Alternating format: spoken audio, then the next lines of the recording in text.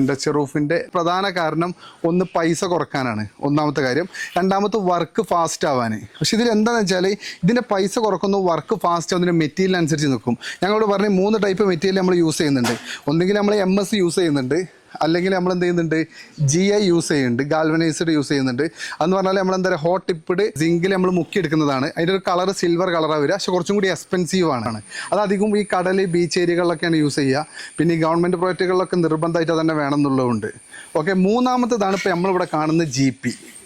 എന്നാൽ എന്താ പറയുക ചെറിയ ഷീറ്റുകൾ, ഗാൽവനൈസ്ഡ് പെയിൻറ്റഡ് ഷീറ്റുകൾ എന്ത് ചെയ്യുന്നുണ്ട് ചെറിയ ബെൻഡ് വെച്ച് ഉണ്ടാക്കുന്നത്. അതുണ്ടാക്കുമ്പോൾ ഒന്നും കൂടി പൈസ കുറയും. കാരണം അതിന് മാക്സിമം തിക്നെസ് അവൈലബിൾ എന്ന് പറയുന്നത് 3 mm ആണ്. ചില ബ്രാൻഡുകളിൽ മാത്രം 4 mm വരെ അവൈലബിൾ ഉണ്ട്. സോ അതുകൊണ്ട് MSൻ്റെയും മറ്റേതിൻ്റെ അത്ര പൈസ വരില്ല. പക്ഷേ ഇതിൽ പെയിൻറ്റിങ് ചെയ്യാൻ ചെറിയൊരു ബുദ്ധിമുട്ടുണ്ട്. കാരണം വെച്ചാൽ ഇതിൻ്റെ സർഫസ് എന്തേക്കാരം പ്ലേറ്റ് ബെൻഡ് ആകുന്നതുകൊണ്ട് തന്നെ ഭയങ്കര സ്മൂത്ത് ഏകാരം.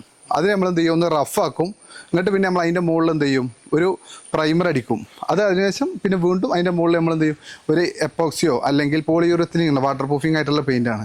അതടിച്ചാണ് നമ്മൾ എന്ത് ചെയ്യുക നമ്മൾ കീപ്പ് ചെയ്യുക.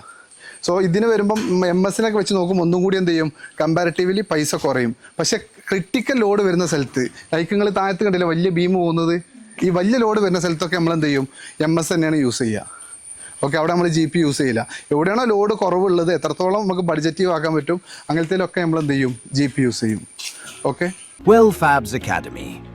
Learn, build, achieve.